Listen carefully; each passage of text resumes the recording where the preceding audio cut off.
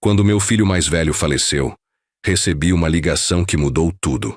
A voz do chefe dele tremia ao telefone. Senhor Mauro, descobri algo sobre seu filho que o senhor precisa saber. É urgente. Venha ao meu escritório imediatamente, mas não comente com ninguém da família. Pode ser perigoso. Quando cheguei lá, gelei ao ver quem estava presente naquela sala. Mas antes de continuarmos, confira se você já está inscrito no canal e escreva nos comentários de onde você está assistindo este vídeo. Nunca imaginei que aos 58 anos estaria diante do caixão do meu primogênito. Lucas tinha apenas 36 anos. Era um homem íntegro, dedicado ao trabalho como analista financeiro em uma grande empresa de São Paulo. E, acima de tudo, um filho exemplar. Dizem que nenhum pai deveria enterrar um filho. Agora eu entendia a dor devastadora por trás dessas palavras. O corpo de Lucas havia sido encontrado em seu apartamento na Vila Mariana 3 dias antes, vítima de um aparente infarto fulminante. Ninguém esperava. Ele sempre foi saudável, praticava corrida no Ibirapuera regularmente e havia feito exames completos havia apenas 2 meses. Os médicos falaram em morte súbita, predisposição genética não detectada. Termos frios que não explicavam por que meu filho estava agora dentro de um caixão. Durante o velório no cemitério São Paulo, observei meu filho mais novo, Diego, organizando tudo com uma eficiência admirável. Ele e sua esposa Patrícia cuidaram de cada detalhe do funeral, enquanto eu permanecia sentado, entorpecido pela dor. Pai, deixa com a gente. O senhor só precisa descansar. Diego repetia com aquele tom protetor que vinha usando comigo nos últimos anos. Algo me incomodava, mas atribuí isso ao meu estado emocional fragilizado. Diego parecia composto demais. Não que eu esperasse vê-lo perder o controle, mas havia uma serenidade quase perturbadora em seu comportamento. Patrícia permanecia ao lado dele, sempre atenta, sempre vigilante, como se estivesse monitorando cada movimento ao redor. Após o sepultamento no cemitério do Morumbi, todos voltaram para minha casa em Perdizes. Enquanto os convidados se serviam do café que Patrícia havia providenciado, sentei em um canto da sala, observando o retrato de Lucas acima da lareira. Foi então que notei as conversas sussurradas entre Diego e Patrícia, os olhares trocados. Algo parecia fora do lugar. Pai, precisamos conversar sobre o futuro, disse Diego sentando ao meu lado depois que o último convidado partiu. Esta casa é grande demais para o senhor morar sozinho. Eu e a Patrícia conversamos, e achamos melhor o senhor vendê-la e se mudar para um apartamento menor. Ou quem sabe para aquele residencial para idosos perto da nossa casa em Alphaville. A sugestão me pegou de surpresa. Mas filho, acabamos de enterrar seu irmão. Não acho que seja hora para isso. Justamente por isso, pai, Patrícia interrompeu com sua voz melodiosa. O Lucas partiu tão de repente. A vida é imprevisível. Precisamos pensar no seu bem-estar. Assenti distraidamente, incapaz de processar aquela conversa. Foi quando o telefone tocou. Diego levantou rapidamente para atender. Quem era? Perguntei quando ele voltou com uma expressão tensa. Ninguém importante, respondeu evasivamente. Só alguém do escritório do Lucas querendo falar com o senhor sobre uns documentos. Que documentos? Nada para o senhor se preocupar agora, pai. Falei para ligarem em outro momento. O senhor precisa descansar. Naquela noite, sozinho no meu quarto, o cansaço finalmente me dominou. Estava quase dormindo quando meu celular vibrou. Número desconhecido. Senhor Mauro, aqui é Carlos Mendonça, diretor financeiro da empresa onde seu filho trabalhava. Sim, respondi, tentando clarear a mente. Senhor Mauro, preciso falar com o senhor urgentemente. Em particular, é sobre seu filho. Meu coração acelerou. Sobre o Lucas, o que aconteceu? Houve uma pausa antes dele responder. Não posso falar por telefone. O senhor poderia vir ao meu escritório amanhã cedo? E por favor, não mencione esta conversa para ninguém, especialmente para seu outro filho ou a esposa dele. Por que não? Por favor, confie em mim. É pela sua própria segurança. Venha às 9 horas da manhã. O endereço é na Avenida Paulista, número 2456. Depois de desligar, fiquei acordado por horas. Por que todo esse sigilo? O que Carlos Mendonça poderia saber sobre Lucas que exigia tanta discrição?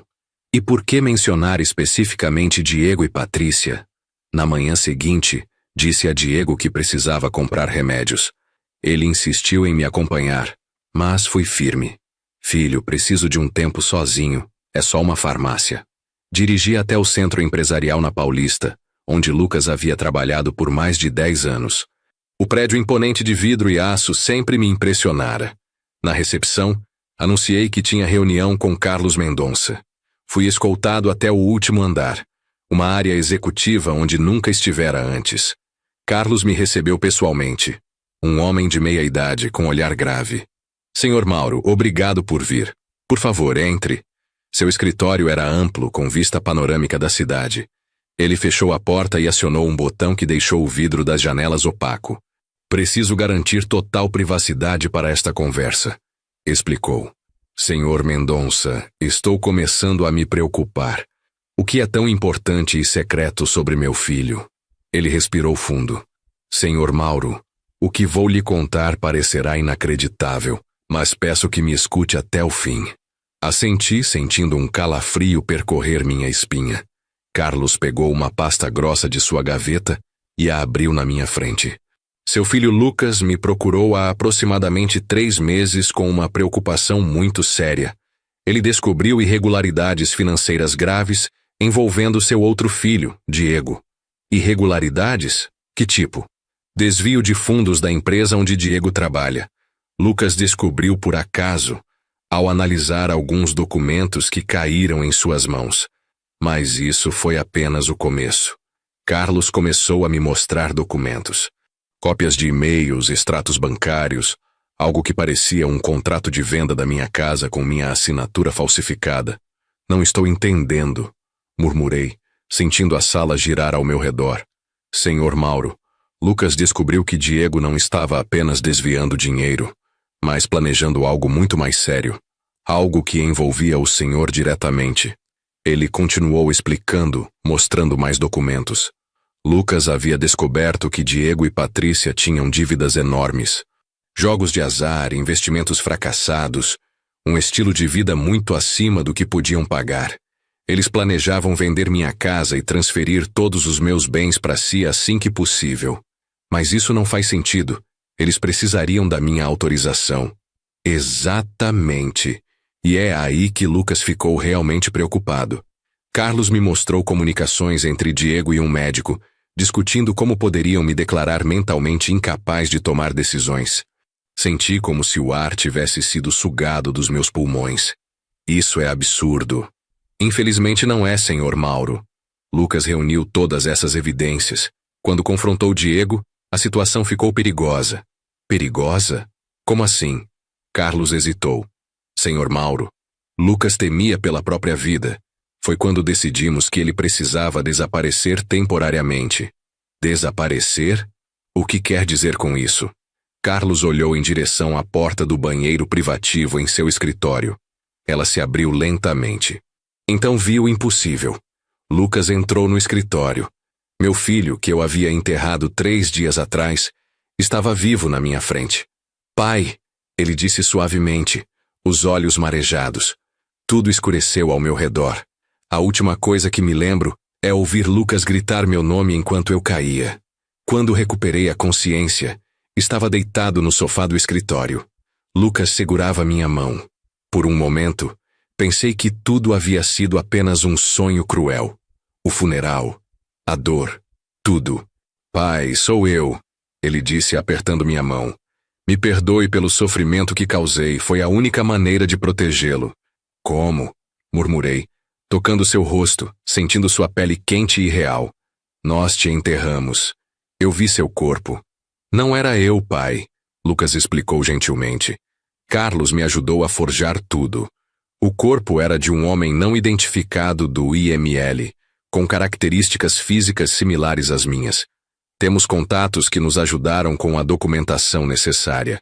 Olhei para Carlos, que assentiu gravemente. Eu sei que parece um filme ruim, pai, Mas quando descobri o que Diego estava planejando, percebi que precisava de tempo para reunir todas as provas e protegê-lo. Se eu simplesmente desaparecesse, ele desconfiaria. Eu precisava que todos, inclusive ele, acreditassem que eu estava morto. Mas por quê? Diego é seu irmão, meu filho. Ele nunca faria isso. Pai.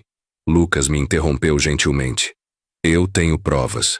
Ele pegou a pasta de Carlos e começou a me mostrar os documentos. E-mails trocados entre Diego e um psiquiatra, discutindo como documentar minha suposta incapacidade mental. Extratos bancários mostrando dívidas enormes em nome de Diego e Patrícia. Um plano detalhado para vender minha casa e me colocar em uma casa de repouso. Nos últimos 2 anos, Diego e Patrícia acumularam dívidas de mais de 2 milhões de reais. Lucas explicou.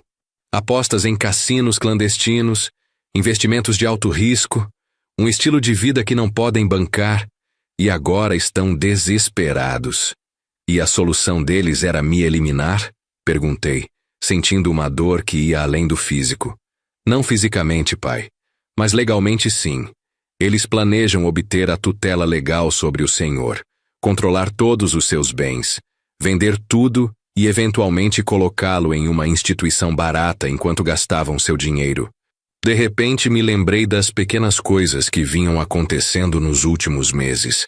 Diego e Patrícia comentando que eu estava esquecido. Documentos que eu não me lembrava de ter assinado. Patrícia organizando meus remédios, insistindo que eu precisava de doses mais fortes. Eles estavam me drogando? Perguntei, horrorizado com a possibilidade. Receio que sim, Carlos disse. Analisamos alguns dos seus medicamentos que Lucas coletou discretamente. Encontramos traços de drogas que podem causar confusão mental e sonolência. Por isso me sentia tão cansado ultimamente. Murmurei. Pensei que fosse depressão, idade. Parte disso, talvez. Lucas disse gentilmente. Mas eles estavam ajudando o processo. Fiquei em silêncio, tentando processar tudo. Meu próprio filho planejando roubar tudo que construí em uma vida de trabalho. E para isso disposto a me declarar incompetente, a me apagar enquanto eu ainda respirava. O que fazemos agora? Finalmente perguntei. Precisamos ter cuidado, Carlos disse. Diego não pode saber que Lucas está vivo ou que o senhor descobriu o plano. Ainda não. Então continuamos a farsa. Finjo que nada aconteceu. Por enquanto, Lucas disse. Estamos reunindo mais provas, envolvendo as autoridades corretas. Quando tivermos tudo em ordem, confrontaremos Diego e Patrícia legalmente. Olhei para meu filho vivo, e senti uma mistura de alegria por tê-lo de volta e uma tristeza profunda pela traição do outro. Como vou olhar para Diego sabendo de tudo isso? Perguntei. Vai ser difícil, pai, mas o senhor é mais forte do que imagina. Lucas me abraçou, e pela primeira vez desde que recebi a notícia da sua morte, chorei de verdade. Não lágrimas de luto, mas de alívio, raiva e determinação. Voltando para casa naquela tarde, encontrei Diego me esperando visivelmente irritado. Onde o senhor estava, pai? Fiquei preocupado. Disse que ia à farmácia, mas liguei lá e disseram que não viram o senhor hoje. Respirei fundo, lembrando do conselho de Lucas para agir normalmente. Fui em outra farmácia. Depois acabei parando num café. Precisava de um momento sozinho. Diego me estudou como se avaliasse se eu estava mentindo. Bom, o senhor não deveria sair assim sem avisar. Não está em condições emocionais de ficar perambulando pela cidade. Não sou um inválido, filho, respondi, tentando não demonstrar a raiva crescendo no meu peito. Só precisava de um tempo para mim. Claro, pai, só estamos preocupados com o senhor. Não é, Patrícia? Só então notei Patrícia parada na entrada da cozinha, observando nossa conversa com aquele sorriso plácido que agora parecia calculado. Claro, ela respondeu se aproximando. Aliás, trouxe sua medicação da noite. O senhor parece tão cansado. Ela me estendeu um copo de água e 2 comprimidos. Olhei para aqueles comprimidos que até ontem eu teria tomado sem questionar. Obrigado, querida, mas vou tomar mais tarde. Não estou com vontade agora. Vi uma rápida troca de olhares entre eles. É importante manter a regularidade da medicação, Mauro. Patrícia insistiu. Especialmente os para dormir. O médico foi bem claro sobre isso. Que médico? Perguntei inocentemente. Outro olhar entre eles. O Dr. Peterson, Diego respondeu rapidamente. Lembra que levamos o senhor na semana passada? O senhor estava tão confuso depois da notícia sobre o Lucas. Eu nunca havia consultado nenhum Dr. Peterson. Era tudo mentira. Ah, sim, fingi concordar. Mas realmente prefiro tomar mais tarde. Naquela noite tranquei a porta do meu quarto, algo que nunca fizera antes, e joguei os comprimidos no vaso sanitário. Pela primeira vez em meses dormi sem medicação. Minha mente parecia mais clara na manhã seguinte, como se uma névoa tivesse se dissipado. Nos dias seguintes, mantive uma fachada de normalidade. Deixei Diego e Patrícia pensarem que ainda estavam no controle da situação, enquanto me comunicava secretamente com Lucas através de um celular pré-pago que Carlos me dera. Uma semana depois da revelação, Diego sentou comigo durante o café da manhã com alguns papéis na mão. Pai, estive pensando no que conversamos sobre a casa. Ela realmente é grande demais para o senhor sozinho, e a manutenção é cara. Respondi vagamente tomando meu café. Encontrei um apartamento perfeito para o senhor. Pequeno, aconchegante, com segurança 24 horas e enfermeira no local. Enfermeira? Claro, pai. E quanto à casa de Perdizes? Perguntei fingindo interesse. Bom, pensei que poderíamos vendê-la. O mercado imobiliário está bom. Com o dinheiro compramos o apartamento para o senhor, e o resto podemos investir para garantir seu conforto. Ou seja, eles gerenciariam o dinheiro. Diego pareceu surpreso pelo meu tom direto, mas rapidamente se recuperou. Claro, pai. O senhor não precisa se preocupar com essas coisas. Cuidaremos de tudo. E se eu não quiser vender? Seu sorriso vacilou por um instante. Pai, sei que está passando por um momento difícil com a perda do Lucas. Mas precisa pensar no futuro. Não pode continuar vivendo no passado. Não estou vivendo no passado, Diego. Estou questionando por que toda essa pressa em vender minha casa. Ele suspirou, como se lidasse com uma criança teimosa.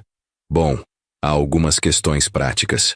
Eu e a Patrícia temos algumas despesas inesperadas, e já que a casa eventualmente será nossa, faz sentido adiantar o processo e usar parte do dinheiro agora quando precisamos.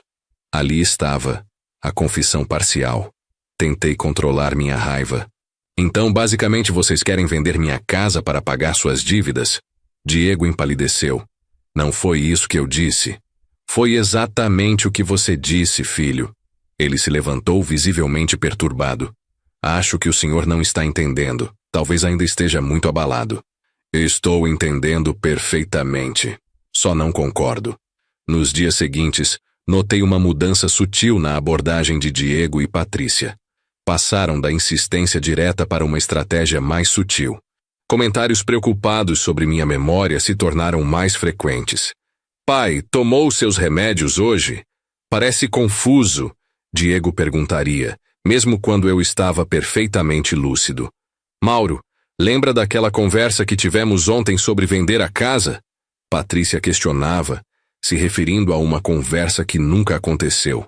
Eram pequenas sementes de dúvida plantadas diariamente, projetadas para me fazer questionar minha própria sanidade. Se eu não soubesse o que estava acontecendo, poderia facilmente começar a duvidar de mim mesmo.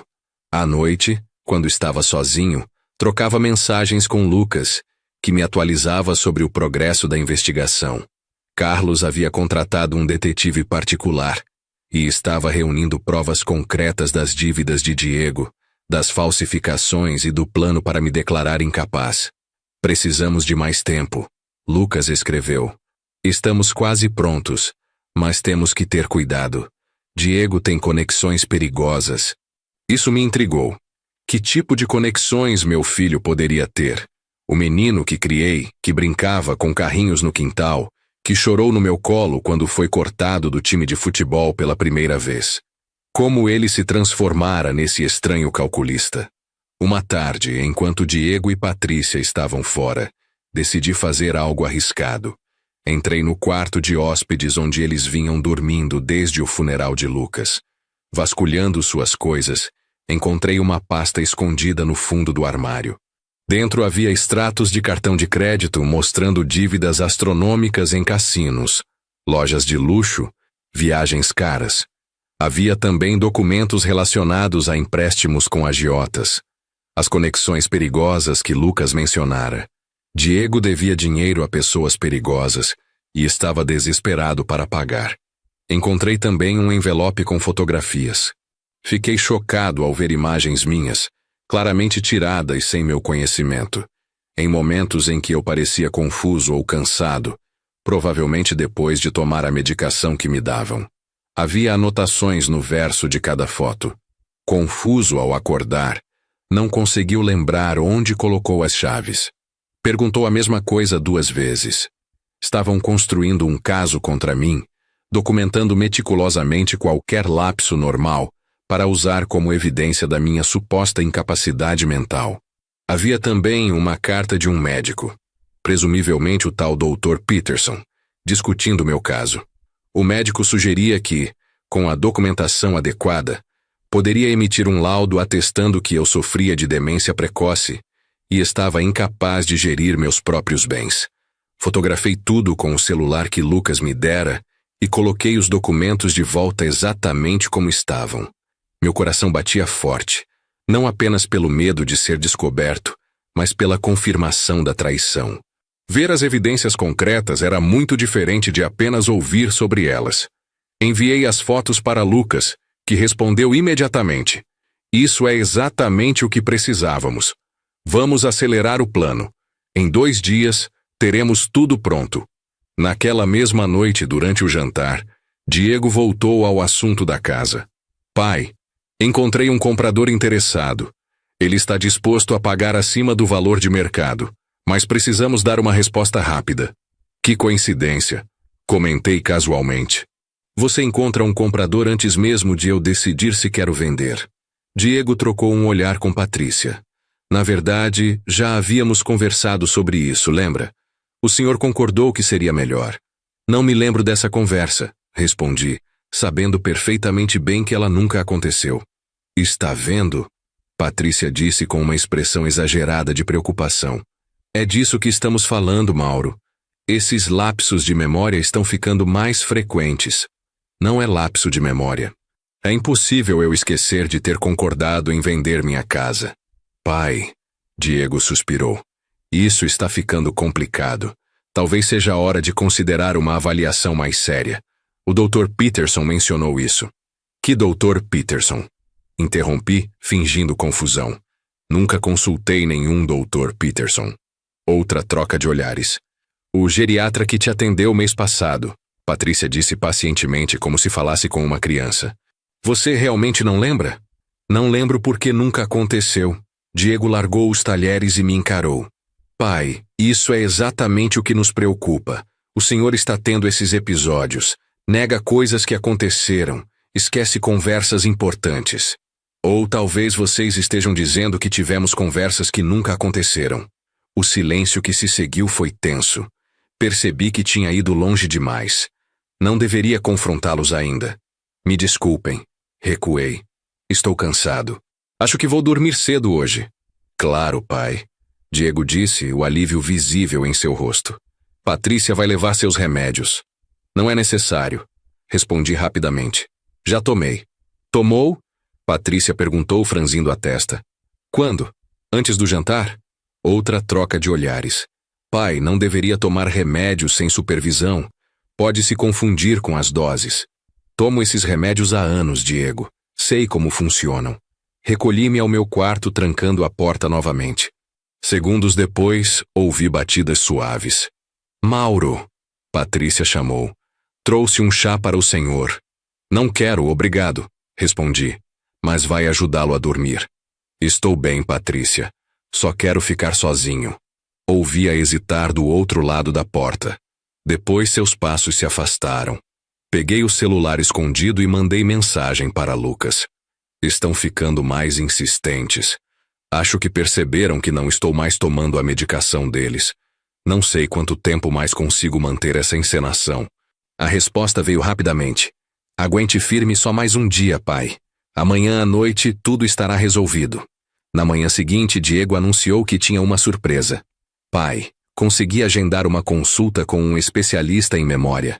Ele vai nos atender hoje à tarde. Hoje? Questionei. Tão de repente? É um favor especial, explicou. Esse médico é muito requisitado, mas fez uma exceção para nós. Imediatamente desconfiei. Poderia ser o tal Dr. Peterson que emitiria o laudo falso? Estavam acelerando o plano, provavelmente pressionados por seus credores. Não sei, Diego. Não me sinto muito bem hoje. Mais um motivo para ir, ele insistiu. O médico pode receitar algo mais eficaz do que esses remédios antigos que o senhor toma. Precisava ganhar tempo. Discretamente enviei mensagem para Lucas informando sobre a consulta. Não vá de jeito nenhum, ele respondeu. É uma armadilha. Estamos acelerando nosso plano também. Fique em casa hoje. Invente qualquer desculpa. Diego, disse saindo do quarto depois de trocar mensagens com Lucas. Me desculpe, mas não vou poder ir à consulta. Acabei de lembrar que marcamos para limpar o apartamento do Lucas hoje. A imobiliária ligou. A expressão de Diego endureceu. Isso pode esperar, pai. Sua saúde é mais importante. Não pode, insisti. O contrato do apartamento vence hoje. Se não retirarmos as coisas dele, vão descartar tudo. São as últimas lembranças do seu irmão.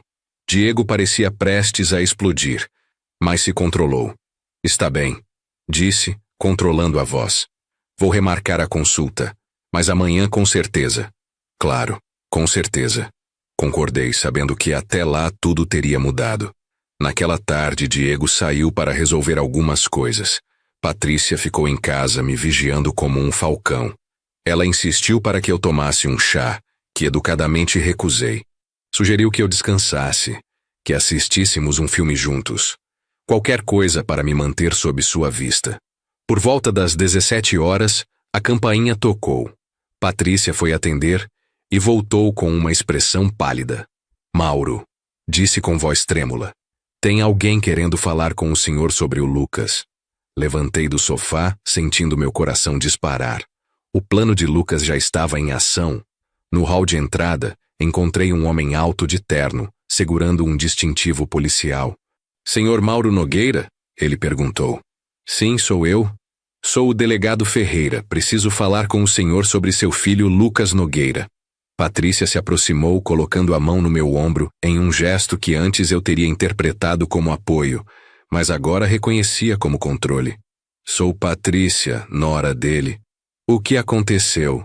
O delegado olhou para ela com expressão neutra. Se não se importa, preciso falar com o senhor Mauro em particular. Mas ele está frágil. Patrícia insistiu. Perdeu o filho recentemente. Entendo, mas é assunto confidencial. Tudo bem, Patrícia, intervim. Podemos usar o escritório. Conduzi o delegado ao escritório que havia sido do meu falecido pai e fechei a porta. Assim que ficamos sozinhos, ele falou em voz baixa. Senhor Mauro, sou amigo de Carlos Mendonça. Seu filho Lucas me procurou com provas bastante sérias sobre atividades ilegais envolvendo seu outro filho, Diego. Então era isso. O plano estava em andamento. Estamos prestes a prender Diego por fraude, falsificação, conspiração e tentativa de tutela fraudulenta. Ele continuou. Mas primeiro precisamos garantir sua segurança. Há uma chance de Diego reagir de forma imprevisível quando descobrir que foi descoberto. O que devo fazer? Perguntei, sentindo uma mistura de alívio e apreensão. Uma equipe policial está posicionada perto da sua casa. Estamos esperando Diego retornar para fazer a prisão. E a Patrícia? Perguntei. Ela está envolvida também? Sim, temos provas de que ela era cúmplice em todo o esquema. Ambos serão presos. Tentei processar a magnitude de tudo aquilo. Meus 2 filhos. Um fingindo a própria morte para me proteger, o outro conspirando contra mim. Há mais uma coisa que o senhor precisa saber. O delegado acrescentou, baixando ainda mais a voz. Seu filho Lucas está aqui. Meu coração saltou. Aqui? Onde? No carro a um quarteirão de distância. Ele insistiu em estar presente apesar dos riscos. Quer vê-lo antes de prendermos Diego? Sim, respondi sem hesitar. O delegado pegou seu celular e enviou uma mensagem rápida. Vou criar uma distração para a Patrícia. Quando eu sair para a sala com ela, o senhor sai pela porta dos fundos. Tem um carro preto esperando na esquina. Assenti, sentindo-me como um personagem de filme de espionagem. O que devo dizer a ela sobre nossa conversa? Diga que estamos investigando algumas irregularidades no seguro de vida do Lucas. Nada para se preocupar, apenas papelada. Saímos do escritório e o delegado pediu que Patrícia lhe mostrasse os documentos do seguro. Enquanto eles se dirigiam à sala, escapuli silenciosamente pela porta da cozinha que dava para o quintal. Meu coração batia tão forte que temi que Patrícia pudesse ouvi-lo. Atravessei o jardim, saí pelo portão lateral e avistei o carro preto. A porta traseira se abriu quando me aproximei. Entrei rapidamente e lá estava ele. Lucas, meu filho, vivo. Nos abraçamos em silêncio, ambos tremendo de emoção. Não havia palavras para aquele momento. Pai, ele finalmente disse, isso tudo acaba hoje. Como você está? Perguntei, ainda segurando seu rosto entre minhas mãos, como fazia quando ele era criança. Preocupado com o Senhor. Foi mais difícil do que imaginei ficar longe, sabendo do perigo. Seu irmão, comecei, mas não consegui completar a frase. Eu sei. Lucas respondeu tristemente. Ainda não consigo acreditar no que ele se tornou. Carlos, que estava no banco do passageiro, virou-se para nós. Diego acabou de chegar em casa. A polícia vai agir em instantes. Quero estar lá, declarei. Preciso ver isso com meus próprios olhos. Preciso olhar nos olhos dele quando descobrir que sei de tudo. Pai, não é seguro, Lucas protestou. Preciso, filho. Preciso olhá-lo nos olhos quando ele souber que não conseguiu. Lucas trocou olhares com Carlos, que assentiu relutantemente. Está bem, mas eu vou com o senhor. É hora de Diego saber que ele não teve sucesso. Voltamos para a casa com o carro, agora acompanhados por 2 viaturas policiais. Quando entramos na sala, Diego estava sentado no sofá, conversando tenso com Patrícia. Ambos se viraram quando ouviram a porta. O choque no rosto de Diego ao ver Lucas foi algo que jamais esquecerei. Seus olhos se arregalaram. Seu rosto empalideceu como se tivesse visto um fantasma, que de certa forma era exatamente o que estava vendo. O que é isso? Ele gaguejou levantando-se. Olá, irmão. Lucas disse calmamente. Patrícia soltou um grito abafado, cobrindo a boca com as mãos. Impossível, ela murmurou. Você está morto. Nós vimos. Vocês viram o que era conveniente para vocês verem, Lucas respondeu. Assim como eu vi o que vocês estavam planejando para nosso pai. Os policiais entraram na sala, liderados pelo delegado Ferreira. Diego Nogueira, Patrícia Nogueira. Vocês estão presos por múltiplas acusações de fraude, falsificação de documentos, conspiração e tentativa de tutela fraudulenta. Diego parecia um animal encurralado, seus olhos saltando de Lucas para mim, para os policiais. De repente, seu olhar endureceu. Isso é ridículo, exclamou. Vocês não podem provar nada. Na verdade, podemos, o delegado disse, gesticulando para um dos oficiais que abriu uma pasta. Temos cópias de e-mails trocados entre o senhor e o Dr. Peterson discutindo a emissão de um laudo médico falso, declarando seu pai mentalmente incapacitado.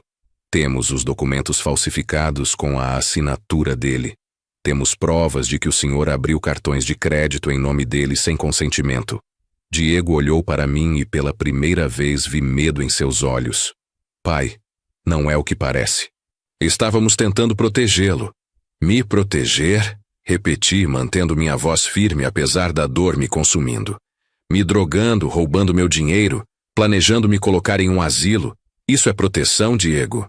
O senhor não entende. Estávamos desesperados. Por causa das dívidas de jogo, perguntei. Dos empréstimos com agiotas, dos gastos extravagantes. Ele pareceu surpreso que eu soubesse tantos detalhes. Como eu encontrei seus documentos? Expliquei. No dia que saíram. Vi tudo. Os extratos, as fotos que tiraram de mim, as anotações, tudo. Patrícia, silenciosa até então, de repente avançou em minha direção. Seu velho intrometido. Você arruinou tudo. Um policial a conteve antes que pudesse me alcançar. Patrícia Nogueira, a senhora está presa. Enquanto os oficiais algemavam o casal, olhei para Diego. Não mais o menino que criei, mas um estranho cujos olhos queimavam de raiva. Isso não acabou, ele ameaçou enquanto era conduzido. Tenho conexões. Vocês vão se arrepender disso. Lucas colocou o braço ao meu redor, me protegendo como sempre fizera. Acabou, pai. Eles não podem mais machucá-lo. Mas enquanto observava meu filho mais novo sendo levado pela polícia, sabia que algumas feridas nunca cicatrizariam completamente. Os dias seguintes à prisão de Diego e Patrícia foram um turbilhão de emoções e burocracia. Depoimentos na delegacia, reuniões com advogados, formulários intermináveis para anular as falsificações e desfazer o dano financeiro que haviam causado. Mas em meio a todo aquele caos, havia uma alegria profunda. Lucas estava vivo. A ressurreição oficial do meu filho exigiu quase tanta papelada quanto sua morte. Carlos mobilizou uma equipe jurídica para lidar com as complicações legais. Havia multas a pagar pela falsificação do atestado de óbito, explicações a dar às autoridades, um novo funeral a organizar para o verdadeiro ocupante do caixão que enterramos, um homem sem família cuja identidade foi temporariamente emprestada, graças aos contatos de Carlos. Como foi viver escondido todo esse tempo? Perguntei a Lucas uma noite enquanto jantávamos sozinhos em casa pela primeira vez, desde que tudo acontecera. Solitário, ele admitiu. Fiquei em um apartamento seguro que Carlos conseguiu em Campinas. Só saía para o essencial, sempre disfarçado. A parte mais difícil foi saber que o senhor estava sofrendo, acreditando que eu estava morto, e ainda assim exposto ao perigo. Por que não me contou antes? Lucas suspirou, largando os talheres. Foi minha maior dúvida. Carlos e eu discutimos por dias. No final decidimos que sua reação de dor precisava ser genuína para que Diego não desconfiasse. Se o senhor soubesse a verdade, talvez não conseguisse manter a farsa. Você subestimou minhas habilidades de atuação. Comentei com um pequeno sorriso. Talvez. Ele sorriu de volta. Mas também não sabíamos até onde Diego estava disposto a ir. Se ele sentisse que o senhor sabia de algo, poderia ter acelerado seus planos. A implicação pairou pesada entre nós. Até onde meu próprio filho teria ido para conseguir o que queria? As audiências começam semana que vem. Comentei, mudando de assunto. O advogado disse que Diego está tentando negociar um acordo de delação. Típico dele. Lucas respondeu com amargura, sempre procurando o caminho mais fácil, mesmo às custas dos outros. Patrícia está cooperando com a promotoria, oferecendo informações em troca de pena reduzida. Aparentemente está colocando toda a culpa no Diego. Não me surpreende. Ela sempre foi manipuladora. Olhei pela janela em direção ao quintal onde meus 2 meninos costumavam brincar juntos, construindo fortes de galhos e folhas, defendendo-se de inimigos imaginários. Onde erramos com ele, Lucas? O que aconteceu com aquele menino doce que conhecíamos? Lucas ficou em silêncio por um momento. Não acho que erramos, pai. Algumas pessoas simplesmente fazem escolhas ruins, depois mais escolhas ruins para encobrir as primeiras, e antes que percebam, estão presas em uma espiral descendente.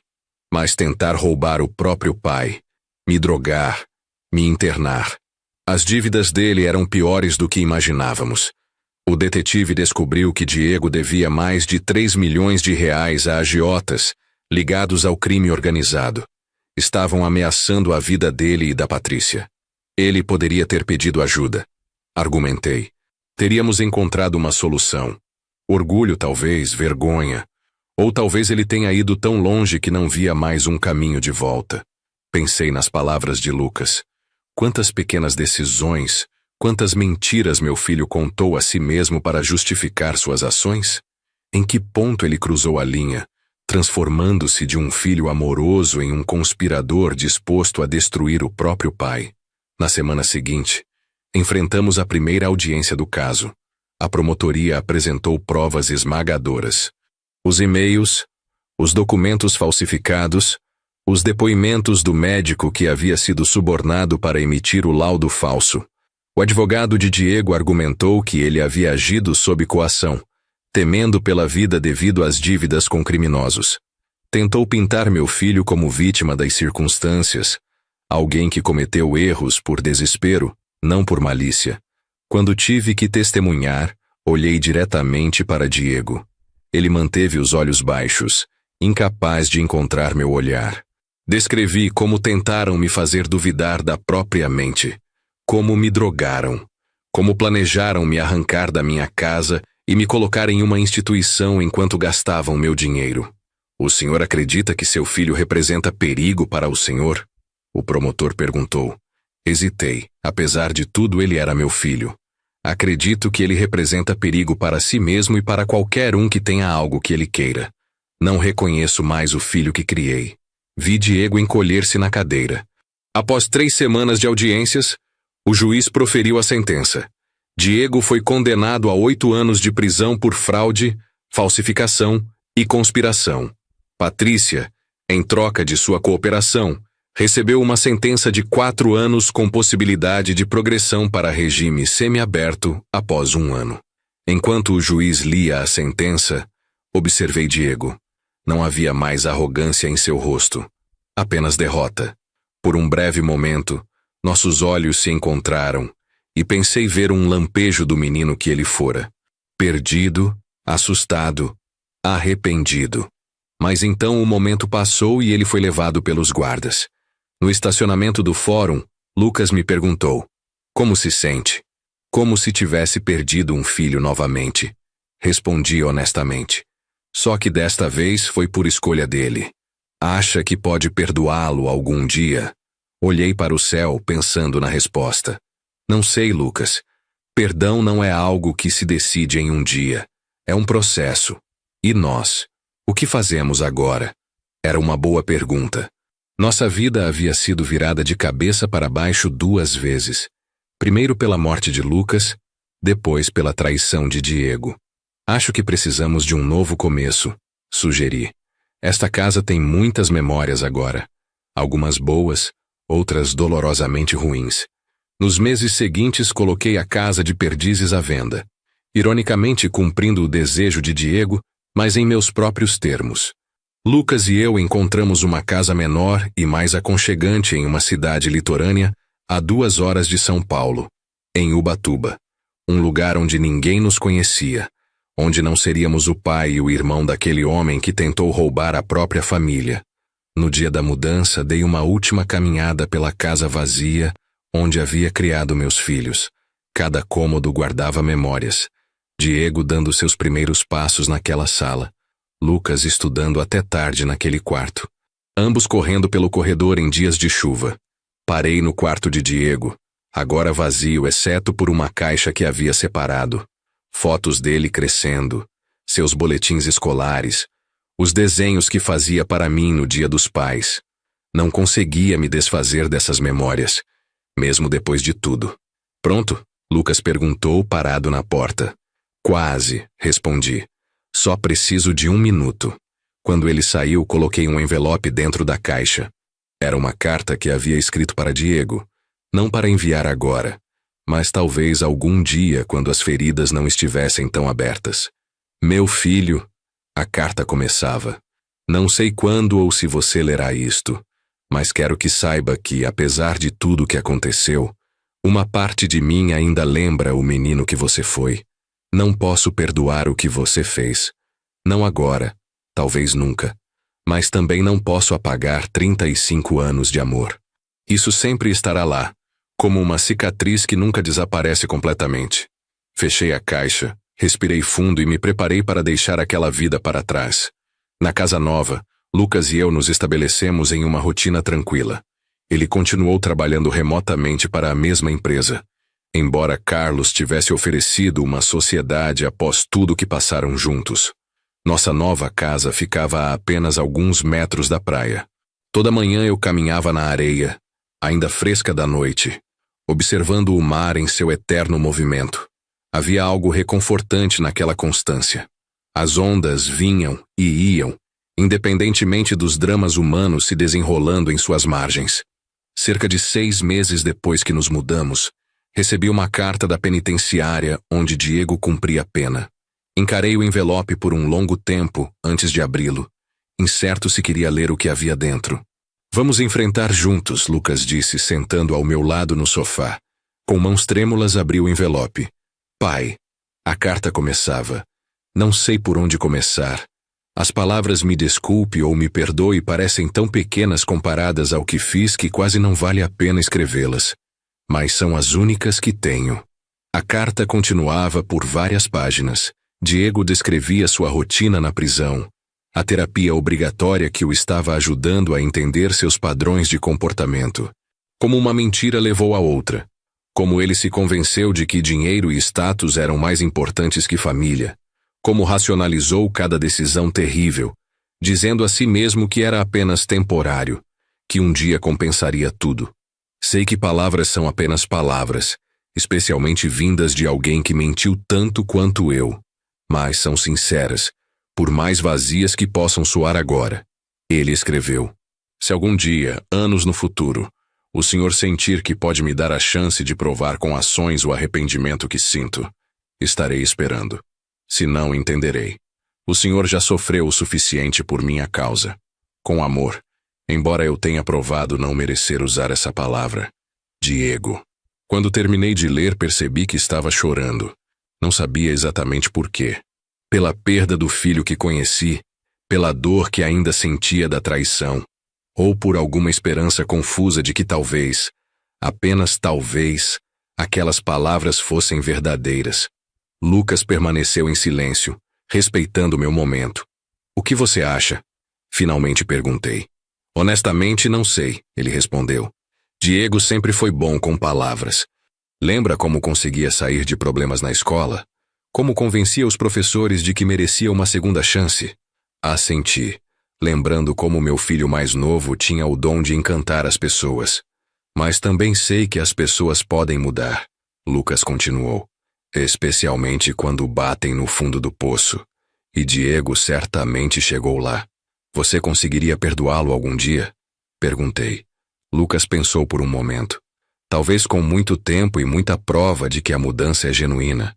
Mas confiar nele novamente, isso seria muito mais difícil. Guardei a carta em uma gaveta, indeciso se deveria responder ou não. Alguns dias depois, durante minha caminhada matinal na praia, encontrei uma senhora idosa sentada em um banco observando o mar. Começamos a conversar, como acontece em cidades pequenas. Seu nome era Dona Antônia. Tinha 76 anos e vivia sozinha desde que seu marido falecera. Quando mencionei que havia me mudado recentemente para a cidade, ela perguntou por quê. Surpreendentemente, me vi contando toda a história. Sobre a falsa morte de Lucas, a conspiração de Diego, tudo. Era a primeira vez que falava sobre isso com alguém além de Lucas, Carlos e os advogados. Sabe, Dona Antônia disse quando terminei, tenho uma história não muito diferente.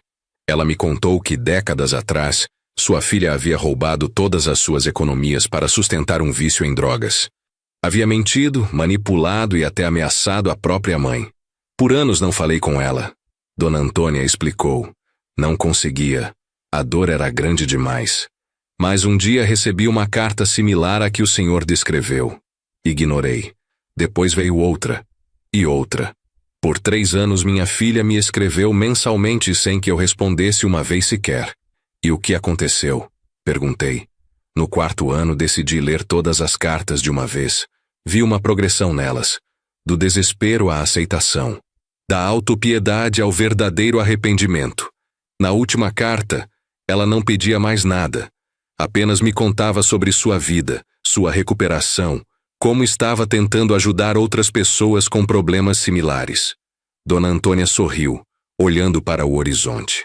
Decidi visitá-la. Foi estranho, doloroso, mas também curativo de certa forma. Hoje temos um relacionamento. Não é perfeito. Nunca será como antes. Mas é algo. E sabe de uma coisa?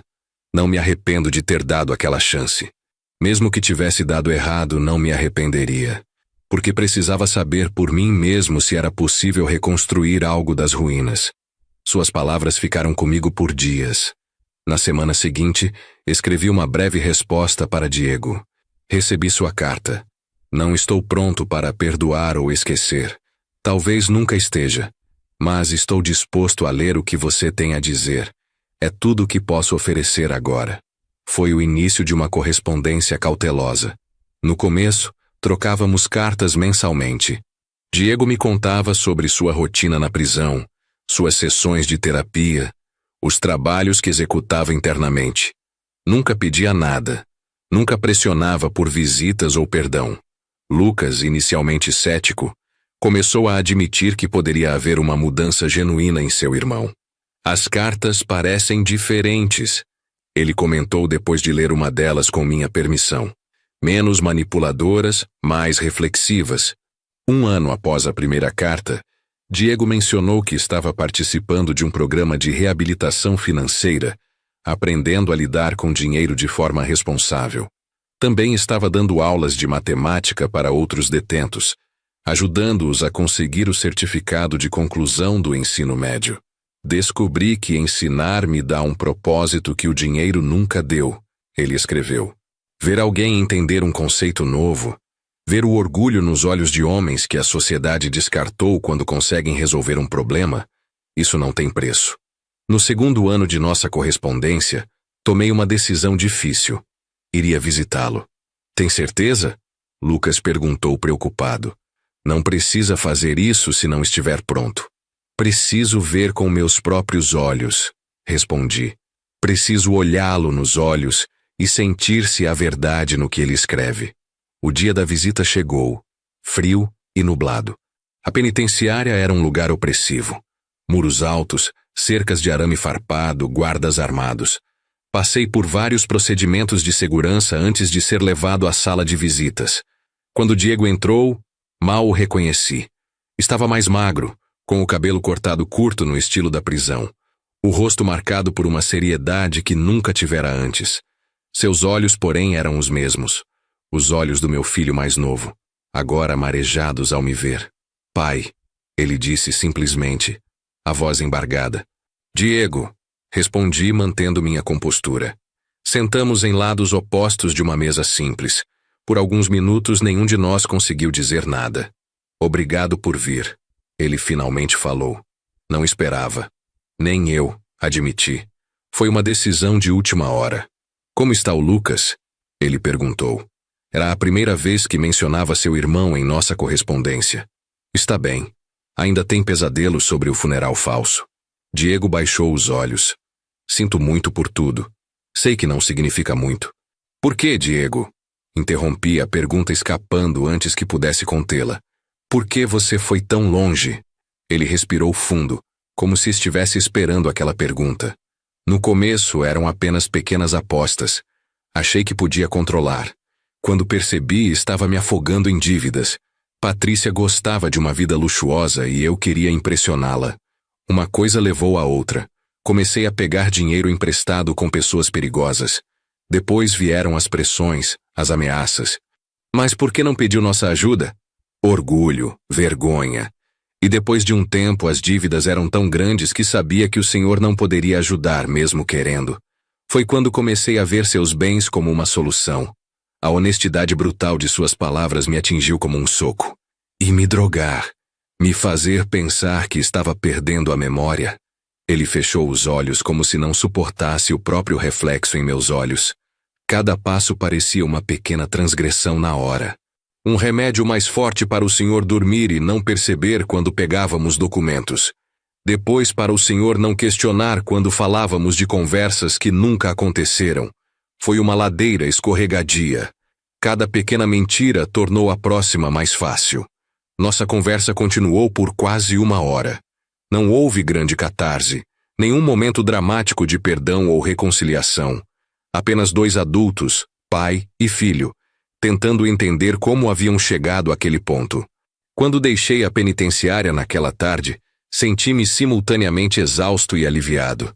Ver Diego cara a cara, ouvir suas explicações, Trouxera um tipo de fechamento que as cartas não podiam proporcionar.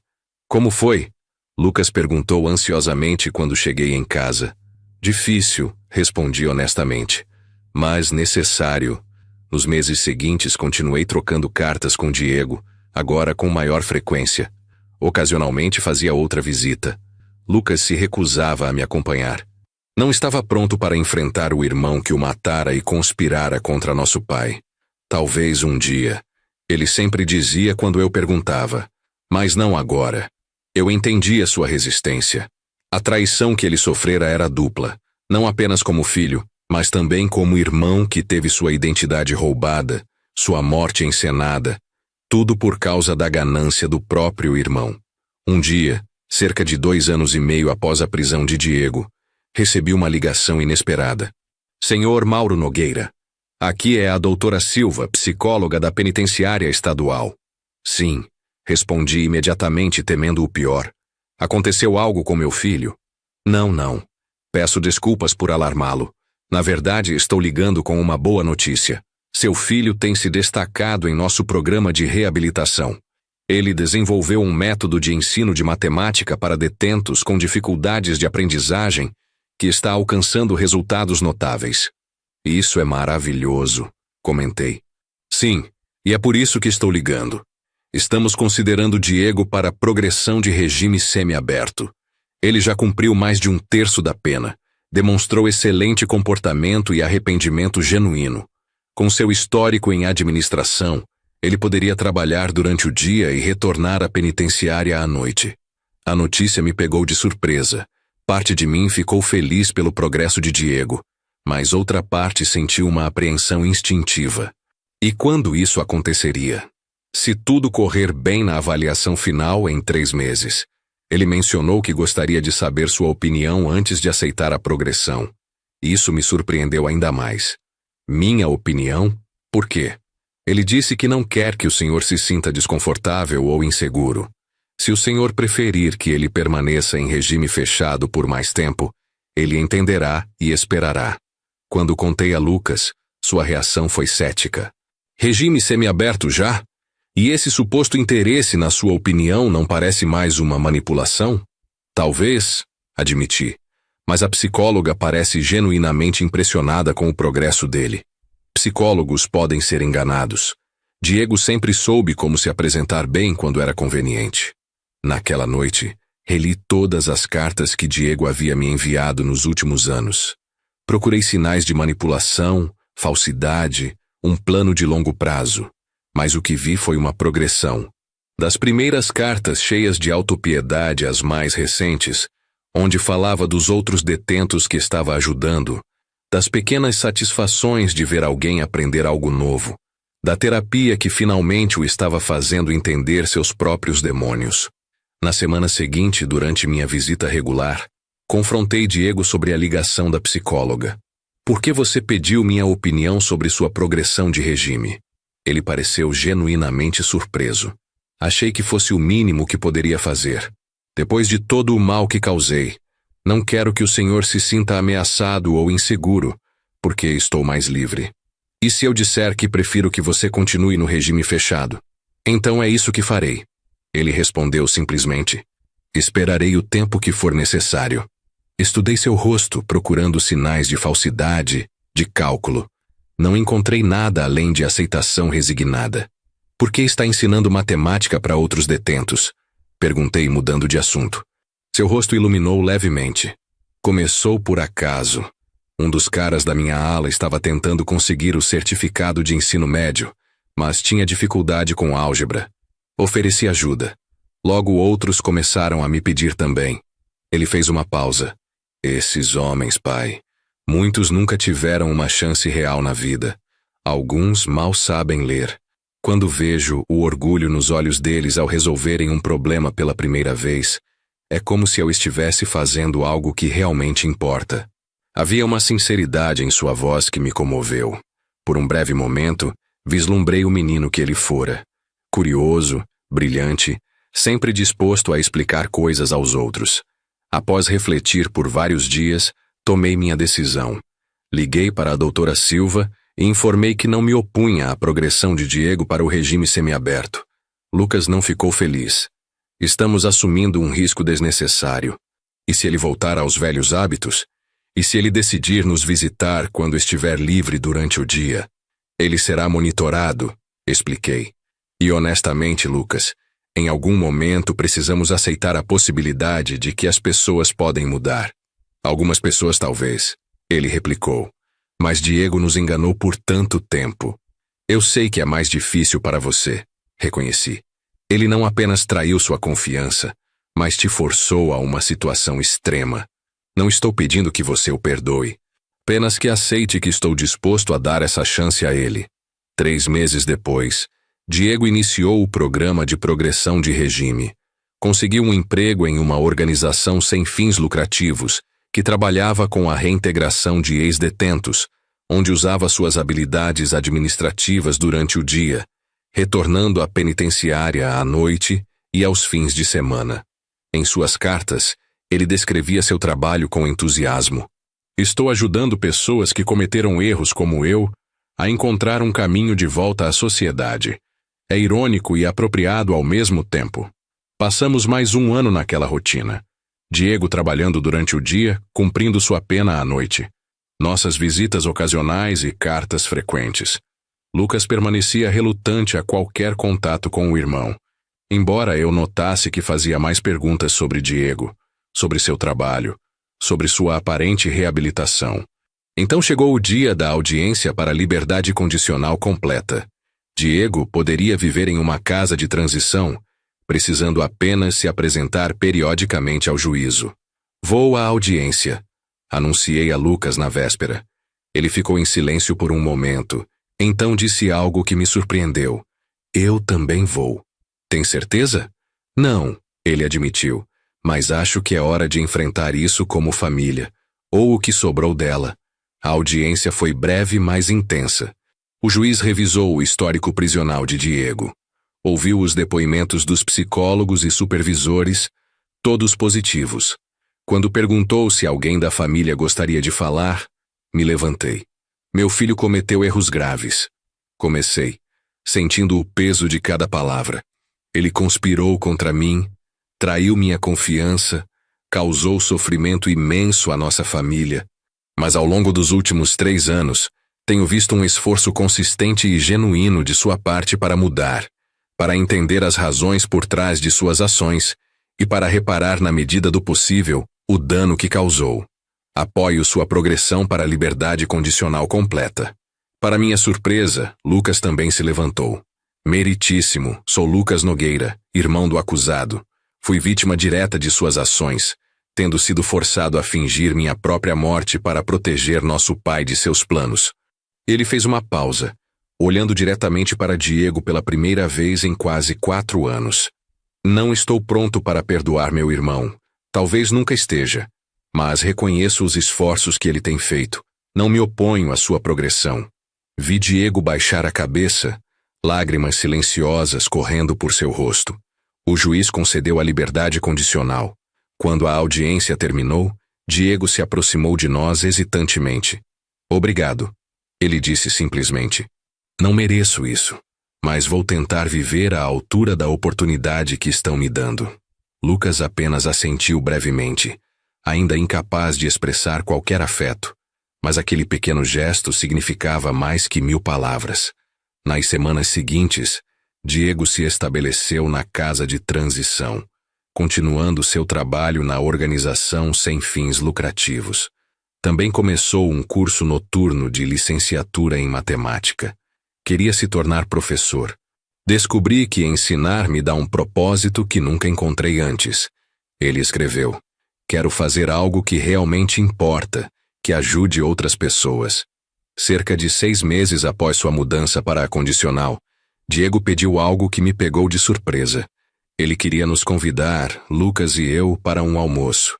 Entendo completamente se recusarem, ele escreveu, mas gostaria da oportunidade de estar com vocês fora do ambiente da penitenciária, como uma família, ou pelo menos tentar. Mostrei a carta a Lucas esperando sua recusa imediata. Ele a leu em silêncio, depois suspirou profundamente. Acho que chegou a hora. Não por ele, mas por nós, para fechar esse capítulo de alguma forma. O almoço aconteceu em um restaurante simples perto da casa de transição. No começo, a atmosfera era tensa, carregada de palavras não ditas e ressentimentos profundos. Mas aos poucos, conforme a refeição progredia, algo começou a mudar. Não foi uma reconciliação milagrosa. Não houve abraços emocionais ou perdões instantâneos.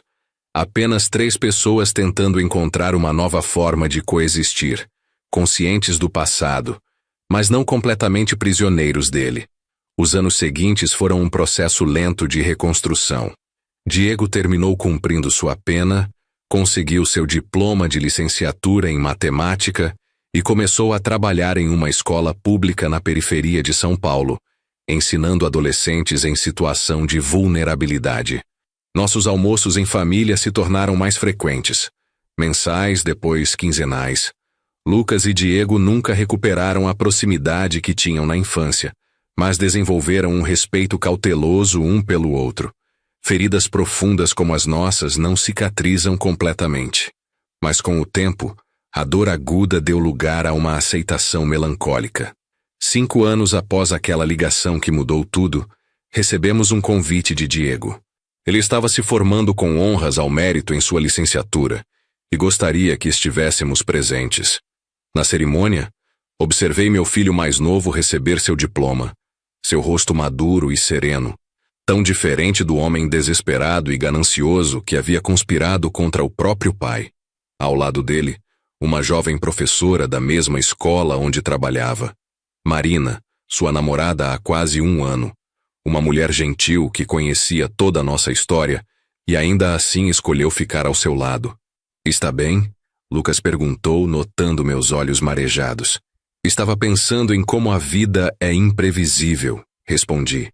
Se alguém tivesse me dito 6 anos atrás que estaríamos aqui hoje, os 3 juntos celebrando a formatura de Diego, eu teria achado loucura. E, no entanto, aqui estamos, ele completou. Após a cerimônia, Diego se aproximou de nós, segurando seu diploma e trazendo Marina pela mão. Obrigado por virem, ele disse, a voz embargada. Significa mais do que posso expressar. Estamos orgulhosos de você, respondi, e percebi que era verdade. Lucas estendeu a mão ao irmão, um gesto que em sua simplicidade carregava enorme peso. Bom trabalho, ele disse simplesmente. Naquela noite, depois que Lucas foi para casa, sentei na varanda da minha casa à beira-mar em Ubatuba, refletindo sobre a jornada extraordinária que nossa família havia percorrido, da traição à redenção, do luto ao renascimento, da desconfiança à possibilidade de confiança renovada. Pensei em como nossas vidas haviam sido transformadas por aquela única decisão desesperada de Lucas, fingindo sua própria morte para me proteger. O que teria acontecido se ele não tivesse sido tão vigilante? Se não tivesse descoberto os planos de Diego a tempo? Eu provavelmente estaria em alguma instituição, dopado e confuso, enquanto Diego e Patrícia esgotavam minhas economias. Ou talvez pior, também pensei em Patrícia, que cumpriu sua pena reduzida e desapareceu de nossas vidas. Segundo os últimos rumores, ela havia se casado com um empresário em outra cidade, completamente se reinventando. Torci sinceramente para que ela também tivesse encontrado um caminho melhor. Percebi que estava sorrindo apesar de tudo. Não porque o passado não importava. Sempre importaria. Sempre seria parte de quem éramos. Mas porque havíamos encontrado uma forma de não deixá-lo definir nosso futuro. Na manhã seguinte, Diego apareceu para o café. Estava nervoso, inquieto. Tem algo que quero pedir. Ele finalmente disse. Entenderei perfeitamente se a resposta for não. O que é? Marina e eu estamos pensando em nos casar no ano que vem. Isso é maravilhoso, respondi sinceramente. Marina foi uma boa influência na sua vida, uma âncora de estabilidade. Sim, mas bem, estamos procurando um lugar para morar. Algo pequeno, modesto, perto da escola onde trabalhamos. E eu estava pensando se o senhor poderia me emprestar algum dinheiro para a entrada. Não é muito. Tenho algumas economias. Marina também. Seria só para complementar. E claro, faríamos um contrato formal com pagamentos mensais. Senti uma pontada de apreensão. Dinheiro havia sido o gatilho para toda a tragédia em nossa família. Não é muito. Ele continuou rapidamente, percebendo minha hesitação. Tenho algumas economias. Marina também. Seria só para complementar. E claro, faríamos um contrato formal com pagamentos mensais. Levantei a mão, interrompendo-o. Diego, vou pensar no assunto. Não porque não confio em você agora, mas porque precisamos ter cuidado com essas questões em nossa família, considerando nossa história. Ele assentiu, visivelmente aliviado que eu não tivesse recusado imediatamente. Claro, pai. Leve todo o tempo que precisar. E se a resposta for não, entenderei completamente. Quando ele saiu, liguei para Lucas. Contei sobre o pedido de Diego. O que você acha? Perguntei. Houve um longo silêncio na outra extremidade da linha. Acho que é um teste. Não para Diego, mas para nós. Para ver se realmente acreditamos que ele mudou. E você acredita? Outro silêncio. Acho que ele está tentando. Acho que não é mais a pessoa que era. Mas acho que devemos ser prudentes. Como? Talvez possamos ajudar de uma forma que não envolva entregar dinheiro diretamente. Poderíamos ser fiadores do financiamento, por exemplo. Ou comprar a casa e estabelecer um contrato formal de aluguel com opção de compra. Era uma sugestão sensata. Um meio termo entre confiança e cautela. 2 dias depois, chamei Diego para conversar. Expliquei a proposta que Lucas e eu havíamos elaborado. Não é questão de não confiar em você. Expliquei. É sobre estabelecer limites saudáveis depois de tudo que passamos. Para minha surpresa, Diego pareceu genuinamente aliviado. Isso é perfeito. Para ser honesto, fiquei preocupado depois de fazer o pedido. Pensei que poderia dar a impressão errada. Que poderia parecer que estou revertendo a velhos hábitos. Você pensou nisso? Penso nisso todos os dias, pai. Tenho medo de voltar a ser a pessoa que fui. De decepcionar o Senhor novamente. De decepcionar a mim mesmo.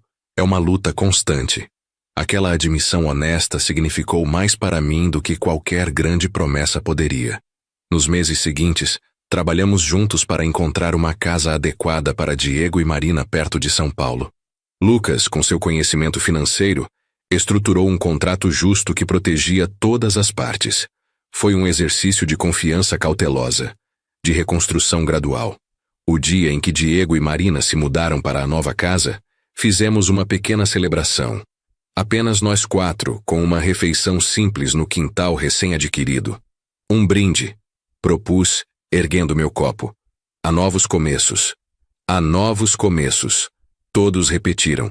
Enquanto observava meus 2 filhos conversando civilmente, não pude deixar de refletir sobre a jornada extraordinária que havíamos percorrido. De desespero à esperança. De traição à redenção incompleta, mas significativa. No que está pensando? Marina perguntou, sentando ao meu lado enquanto os irmãos discutiam sobre a melhor forma de consertar o deck dos fundos. Sobre como a vida raramente segue o caminho que esperamos, respondi. E como às vezes das maiores tragédias podem surgir oportunidades de crescimento que nunca teríamos imaginado. Ela sorriu, cobrindo minha mão com a dela. Diego me conta histórias sobre como o Senhor era quando ele era criança. Diz que sempre foi a força da família, mesmo antes de tudo isso acontecer. Não me senti forte quando descobri a verdade sobre os planos deles. Me senti quebrado, traído, perdido. Mas sobreviveu, ela observou. E mais do que isso, encontrou um caminho adiante. Não apenas para si mesmo, mas para toda a família. Olhei de volta para meus filhos. Lucas mostrando a Diego como a madeira do deck precisava ser tratada. Diego ouvindo atentamente, respeitosamente. Não era perfeito. Não era o que eu havia sonhado para nós tantos anos atrás. Mas era real, era honesto e tinha sua própria beleza. Sabe, disse a Marina, por muito tempo achei que nossa história era sobre traição. Depois achei que era sobre perdão. Agora percebo que é sobre algo mais complexo. Sobre como seguir em frente mesmo quando o perdão completo talvez nunca chegue. Sobre encontrar um novo tipo de relacionamento das cinzas do antigo. Ela assentiu, compreendendo perfeitamente. Diego sabe disso também. Sabe que algumas pontes, uma vez queimadas, nunca podem ser totalmente reconstruídas. Mas é grato que vocês pelo menos construíram uma passarela estreita para atravessar o abismo. Uma passarela estreita. Era uma boa metáfora para o que havíamos alcançado. Não a ponte larga de confiança irrestrita que tínhamos antes, mas uma conexão frágil, cuidadosamente mantida, que permitia algum tipo de relacionamento. Quando o sol começou a se pôr, lancei um último olhar aos meus filhos antes de anunciar que era hora de partir. Eles estavam lado a lado agora, não exatamente próximos, mas não distantes também, trabalhando juntos para medir tábuas para o deck. Era uma imagem que nunca teria imaginado possível 6 anos atrás, quando recebi aquela ligação fatídica do chefe de Lucas. Uma imagem que falava não de finais felizes perfeitos, mas de superação, resiliência e a capacidade profundamente humana, embora imperfeita, de recomeçar. Voltando para casa naquela noite depois que Lucas foi embora, sentei na varanda da minha casa à beira-mar, refletindo sobre a jornada extraordinária que nossa família havia percorrido. De traição a alguma forma de redenção, de luto falso a renascimento real, de desconfiança à possibilidade, ainda que cautelosa, de confiança renovada. Pensei em como a decisão desesperada de Lucas de fingir sua própria morte havia salvado não apenas meus bens, mas possivelmente minha vida. Pensei em como a prisão de Diego, por mais dolorosa que tenha sido, talvez tenha sido o que ele precisava para finalmente confrontar seus demônios. Pensei em Dona Antônia, a senhora na praia que compartilhou sua própria história de traição familiar e eventual reconciliação. Suas palavras ecoavam em minha mente. Não me arrependo de ter dado aquela chance, porque precisava saber por mim mesmo se era possível reconstruir algo das ruínas. E nós havíamos reconstruído algo. Não a família perfeita que um dia fomos, ou que talvez nunca tenhamos sido, mas algo real, algo honesto, algo baseado não em ilusões, mas em aceitação da realidade com todas as suas imperfeições. Meu celular vibrou. Uma mensagem de Diego. Pai, obrigado por hoje. Por tudo. Sei que nunca poderei realmente compensar o que fiz, mas vou passar o resto da minha vida tentando ser o homem que o Senhor merecia ter como filho. Olhei para a mensagem por um longo tempo antes de responder. Você está no caminho certo, filho. É tudo o que posso pedir. Nas semanas seguintes, a vida assumiu uma nova normalidade. Lucas continuou seu trabalho remoto da nossa casa em Ubatuba, ocasionalmente visitando o escritório em São Paulo. Diego mergulhou em seu trabalho como professor, encontrando um propósito genuíno em ajudar jovens em situação de risco a evitar os mesmos erros que ele cometera. Um sábado de manhã, cerca de 7 meses após Diego ter se mudado para a nova casa, meu celular tocou. Era ele. Sua voz carregada de uma emoção que não consegui identificar imediatamente. Pai, preciso contar uma coisa. Meu coração acelerou. O que aconteceu? Está tudo bem? Está tudo bem. Melhor do que bem, na verdade. Marina está grávida. Vamos ter um bebê. Por um momento fiquei sem palavras. Meu filho, o mesmo que havia conspirado contra mim, que havia perdido seu caminho tão completamente, agora estava prestes a se tornar pai. Pai, ainda está aí? Estou, respondi, minha voz embargada. Isso é maravilhoso, Diego, parabéns. Eu sei que pode parecer cedo demais considerando tudo, mas estamos prontos, ou pelo menos vamos tentar estar. E pai, eu queria que soubesse. Vou fazer tudo diferente. Vou ser o tipo de pai que o Senhor foi para mim. O tipo de pai que mereci ter, não o tipo de filho que fui. Suas palavras me tocaram profundamente. Você será um bom pai, Diego. Não porque você foi perfeito, mas porque aprendeu com seus erros. Porque sabe o quanto é fácil perder o caminho e o quanto é difícil encontrá-lo novamente. Depois de desligar, contei a notícia a Lucas. Sua reação foi mais medida, como esperado. Um bebê. Bem, isso certamente mudará as coisas. Como você se sente sobre isso? Perguntei. Ele pensou por um momento. Honestamente, esperançoso de uma forma estranha, uma criança representa um novo começo, uma chance para Diego de fazer as coisas certas. E quem sabe, talvez seja bom para toda a nossa família. Uma nova geração, sem o peso de todo o nosso passado complicado. Nos meses seguintes, observei Diego se preparar para a paternidade com uma seriedade e dedicação que nunca havia demonstrado antes. Ele e Marina frequentavam todas as consultas pré-natais, liam todos os livros sobre paternidade, preparavam o quarto do bebê com cuidado meticuloso. "Está nervoso?" perguntei durante uma de nossas conversas. Aterrorizado, ele admitiu com um sorriso nervoso, mas também animado. "Sinto que essa é minha chance de provar, não apenas para vocês, mas para mim mesmo que realmente mudei, que posso ser responsável por outra vida." A criança nasceu em uma manhã chuvosa de março. Uma menina. Eles a chamaram de Helena. Quando segurei minha neta pela primeira vez no hospital, olhando para aquele rostinho pequeno e perfeito, senti uma emoção avassaladora. Aqui estava uma nova vida, inocente de todo o drama e dor que nossa família havia atravessado. Uma página em branco. Uma promessa de futuro. Diego observava com olhos marejados. "Prometo a ela, pai. Prometo que ela nunca passará pelo que fiz vocês passarem, que ela crescerá em um lar estável, com um pai presente e responsável." "Eu sei que sim, filho." Lucas visitou o hospital no dia seguinte.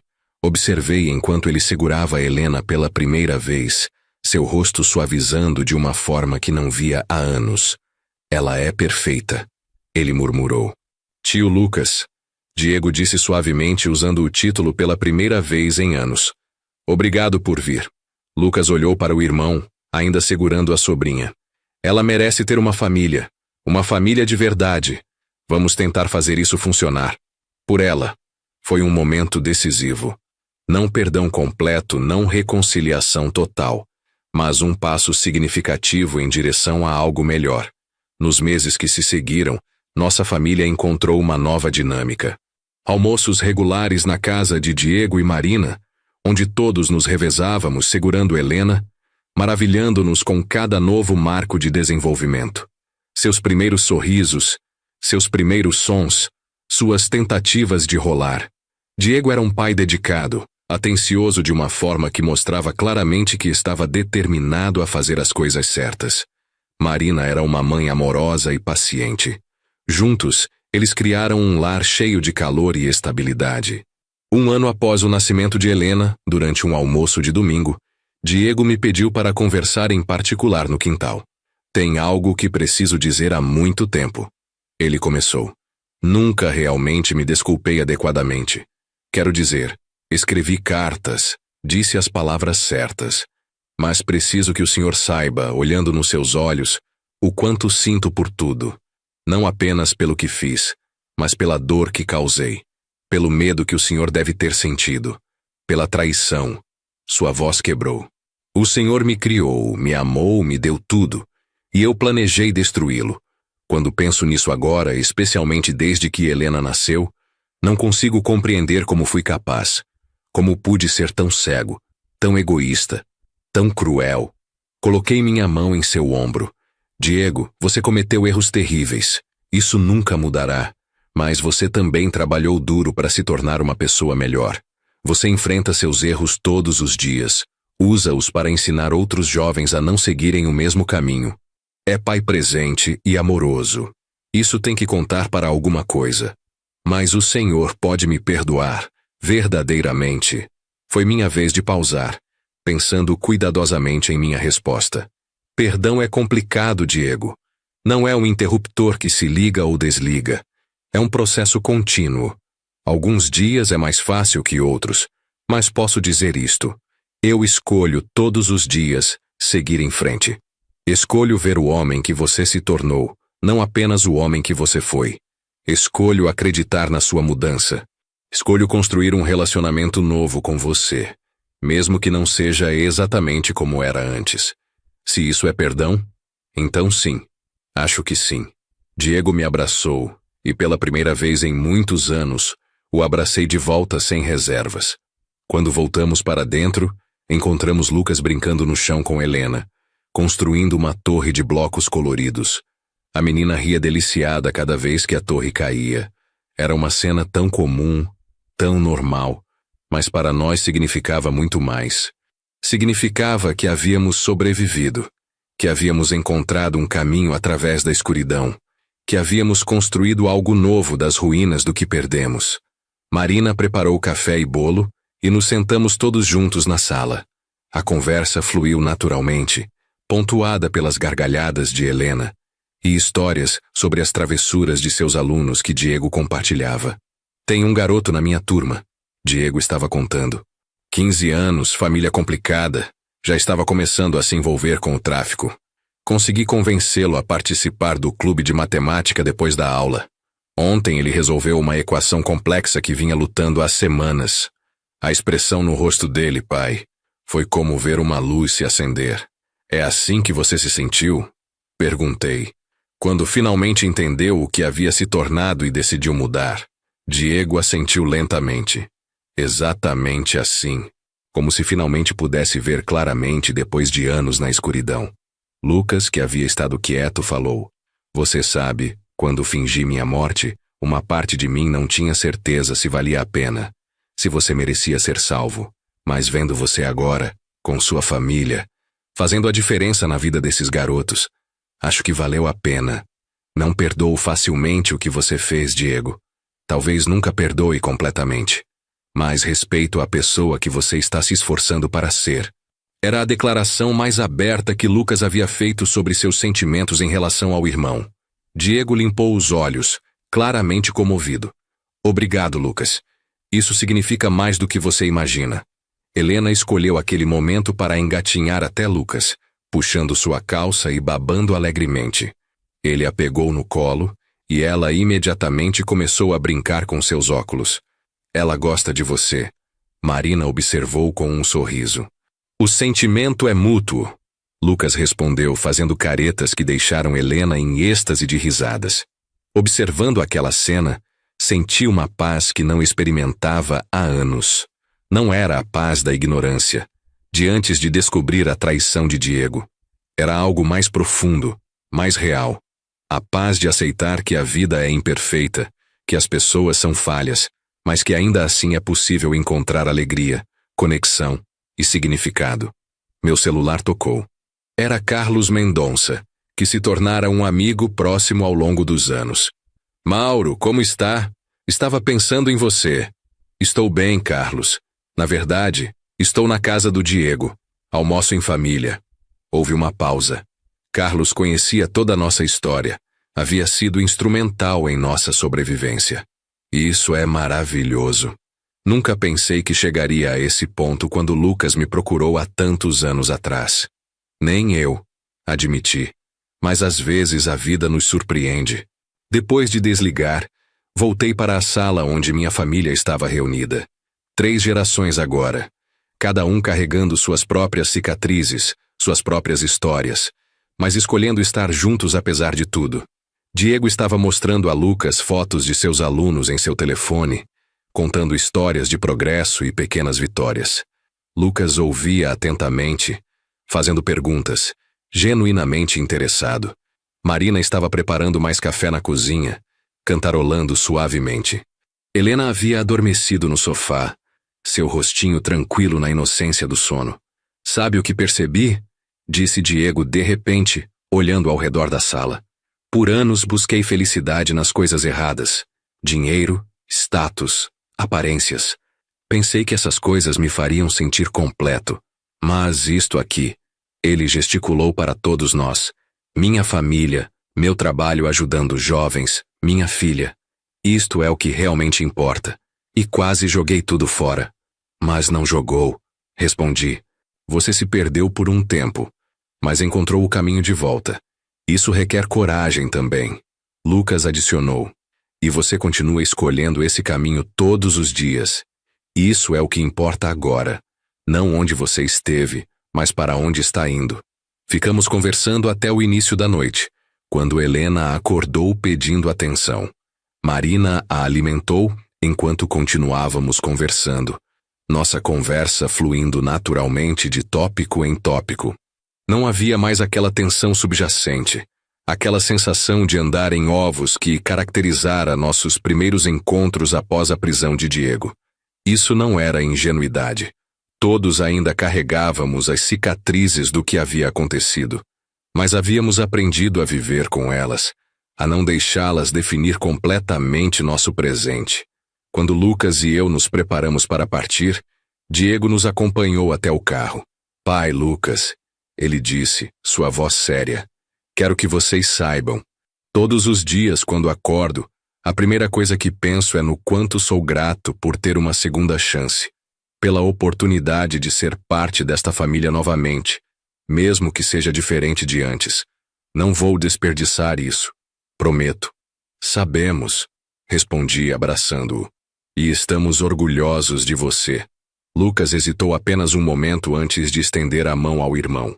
Diego a apertou firmemente, e então, em um movimento impulsivo, Lucas o puxou para um abraço rápido. Foi breve, talvez um pouco desajeitado, mas significativo.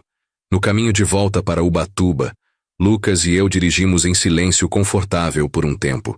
Finalmente ele falou: "Você sabe, quando tudo aquilo começou, quando descobri o que Diego estava planejando, pensei que nossa família estava terminada, destruída além de qualquer reparo. Eu também pensei isso", admiti. "Especialmente quando descobri que você estava vivo. Foi alegria e horror misturados. Alegria por te ter de volta, horror pelo que seu irmão havia se tornado. Mas olhe para nós agora. Não é perfeito, nunca será como era antes. Mas é real, é honesto. E de alguma forma estranha, acho que somos mais fortes agora do que éramos antes." Refleti sobre suas palavras enquanto observava a estrada à frente. Você está certo. Antes, nossa família era construída sobre suposições não testadas. Amor incondicional, confiança cega. Agora é construída sobre algo mais sólido. Escolha consciente. Perdão trabalhado. Confiança conquistada de volta, passo a passo. "E Helena", Lucas acrescentou com um sorriso. "Ela muda tudo, não é?